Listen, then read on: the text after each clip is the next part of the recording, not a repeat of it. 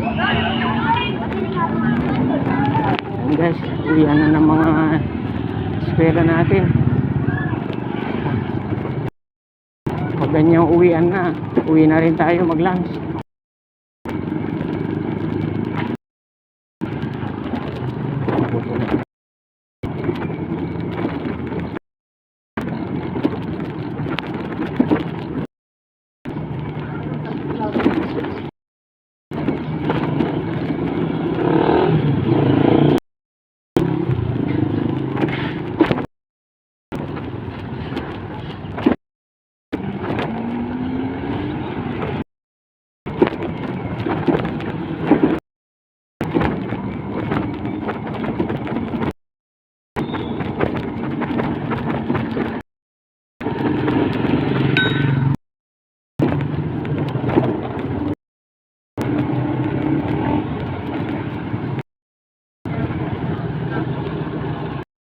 Tayo, chat natin si chat tayo.